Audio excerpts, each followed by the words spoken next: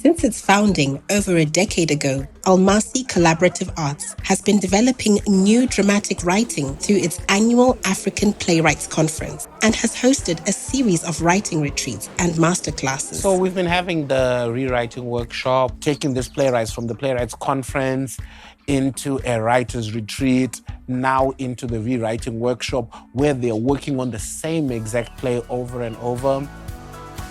This year, Almasi was honored to welcome renowned US playwright Lynn Nottage to Zimbabwe to lead a rewriting masterclass.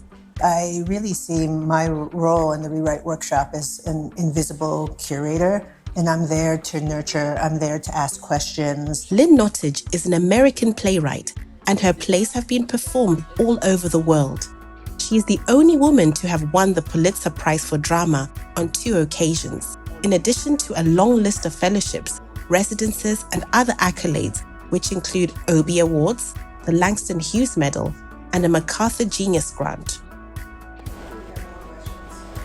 How to write. Her work often deals with marginalized communities and the working class, shining a light on long-forgotten stories. And how do you invite us into the way in which his mind is spiraling and unraveling so that we can understand it and follow it to the bitter end.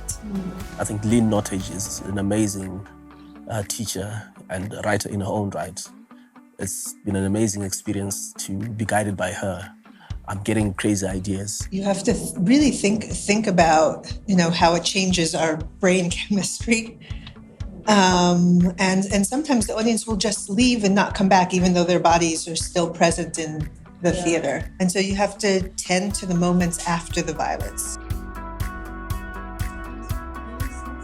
I like the way that she tells stories because it feels very African. I think that one of the really delightful things when you're leading a workshop is when you see growth, when you see people who approach their work with a real sense of inquiry and they're really trying to dig in there and problem solve. And I think that was true for the majority of playwrights. The Rewrite Masterclass brought together 6 playwrights who had previously worked with Almasi and for 2 intensive weeks helped them redraft, refine and polish their existing plays under Lynn's expert tutelage.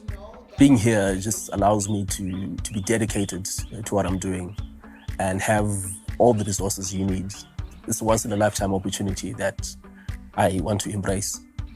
Personally, I was hoping to get more information on how I can write a play without dialogue, the sound without sound of the play. So it was trying to tap into the silence of the play that I was actually looking for. And Lynn gave us some exercises which were very helpful. And I think I'm in the right direction right now.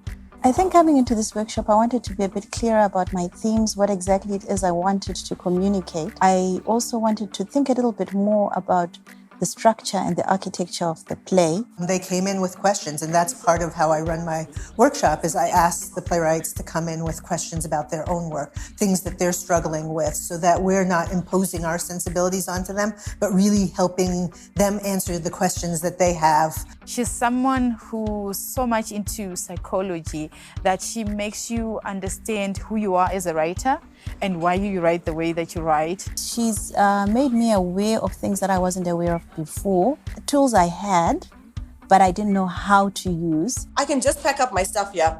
I'll give my landlady notice and just go and stay in Mama's house. That's not really an option.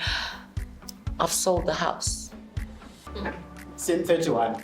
But one of the things that I think might help with that moment, and something that I really, really craved throughout, not just with Jackie, but with Marianne as well, is understanding a little more about the interiority. It's been helpful to be in a room with people who are facing the same challenge and who, you're all on this journey together. You're all discovering yourselves and your work together. So that's a great takeaway from this experience. I think Lynn has been great.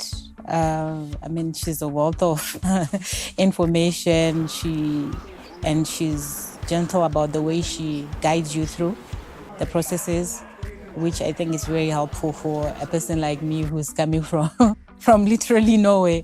There are moments where you start listening too much to what other people want to see in your play, and then you kind of lose your voice a bit. So with this masterclass, it's I would say the word that comes to mind is authenticity, my own voice in the play. The rewriting process in playwriting is really the essence of what playwriting is. You know, you write the play and then you write it again and then you write it again. I think that in order to get to the point where the play is finished, it takes many steps. So I've always believed writing is rewriting, and I'm glad that I actually got this opportunity to rewrite for 2 weeks under such wonderful guidance. The workshop culminated in a staged reading of the plays, where professional actors performed scenes from each play to showcase the work of the playwrights and further develop the work through audience response. It's always immensely helpful for the playwrights when they're digging into their work to hear it read aloud and to hear it in particular read aloud in front of an audience. This century is only 25 years old. That drought was 1900s. 1994. Last century. You don't know everything. Remember when we... I remember. Yes. So you know that this is important. I'm not just invoking it for nothing. So please, help me in the name of Chris Hemsworth. I am asking you to help me. In the Bible, Aiden, a lot of people get fucked. David was obsessed with foreskins. I think he was obsessed with foreskins because he didn't have one and probably would never see what a natural dick should look like unless he murdered people from other tribes and pulled down their pants. And that's the story of my father killing my dreams. What? Those plays actually sends messages and stimulates reflection on subjects that we are not thinking about. Death, Remember Me was quite deep. I liked his analysis of the Bible and circumcision. It was a lot of fun. It's different when you're hearing it on paper and when you're actually hearing it on stage. It went better than expected. Yeah, I think the actors did a brilliant job. I think they were marvelous, and it's a work in progress, but so far I'm satisfied with the work I've done. The wood and art at the right places, so yeah, I enjoyed the audience participation in that. Great work, Almasi, and it has to continue. In an industry which we find very little opportunities, Almasi coming up with these projects and designing sort of these things to raise our skills is important for the industry.